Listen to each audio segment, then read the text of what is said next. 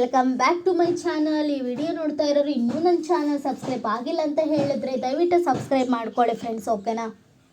ವಿಷ್ಣುವಿನ ಪುನರವತಾರ.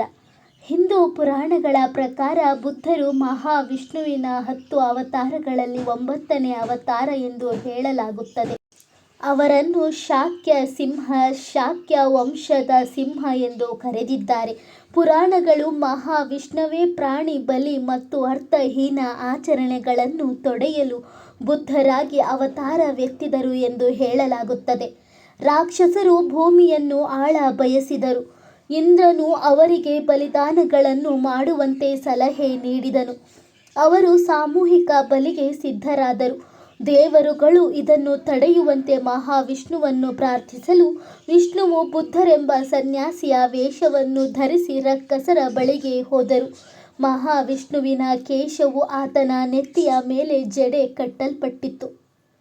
ಉದ್ದನೆಯ ನಿಲುವಂಗಿಯನ್ನು ಧರಿಸಿ ಪೊರಕೆಯನ್ನು ಹಿಡಿದಿದ್ದನು. ತಾನು ಪ್ರಾಣಿ ಬಲಿಯ ವಿರೋಧಿ ಎಂದು ತಿಳಿಸಿದನು. ಮಾರ್ಗವನ್ನು ಗುಡಿಸುತ್ತಾ ಪ್ರಾಣಿಗಳೆಲ್ಲವೂ ಓಡಿಹೋಗಿ ಅಡಗಿಕೊಳ್ಳುವಂತೆ ಮಾಡಿದನು. ಒಂದು ಜೀವಿಗೆ ಇನ್ನೊಂದು ಜೀವಿಯನ್ನು ಕೊಲ್ಲಲು ಅಧಿಕಾರವಿಲ್ಲ. ಎಲ್ಲ ಜೀವಗಳು ಪವಿತ್ರವೇ, ಎಲ್ಲವೂ ಜೀವದಾಸೆಯನ್ನು ಹೊಂದಿವೆ ಎಂದು ಜೀವ ಇನ್ನೊಂದಕ್ಕಿಂತ ತಾನು ಹೆಚ್ಚು ಎಂದು ಭಾವಿಸಕೂಡದು.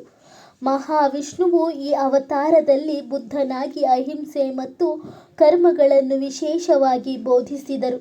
ಅವರೆಷ್ಟು ಸಹಾನುಭೂತಿ ಪರರಾಗಿದ್ದರೆಂದರೆ ಅವರು ತಮ್ಮ ಬೋಧನೆಗಳಿಂದ ಆ ರಾಕ್ಷಸರ ಕಣ್ಣುಗಳಲ್ಲಿ ಜಲವೃಷ್ಟಿಯೇ ಆಯಿತು. ಅವರು ಪರಿಶುದ್ಧತೆಯ ಹೆಸರಿನಲ್ಲಿ ಹಿಂಸೆ ಮತ್ತು ಭೇದ ನೀತಿಗಳನ್ನು ಕೈಬಿಟ್ಟರು. ಲೌಕಿಕ ಸಂಪತ್ತಿನ ಸಂಗ್ರಹಕ್ಕಾಗಿ ಮೂಢನಂಬಿಕೆಗಳನ್ನು ಆಚರಿಸುತ್ತಿದ್ದ ಈ ರಕ್ಕಸರು ತಮ್ಮನ್ನು ಉನ್ನತ ಸಾಧನೆಯ ಶಿಖರವನ್ನು ಏರಿಸಲು ಬುದ್ಧರು ಧರೆಗಿಳಿದು ಬಂದ ಭಗವಂತನೆಂದೇ ಅವರು ಶರಣಾದರು. Thank you friends, thank you for watching this video.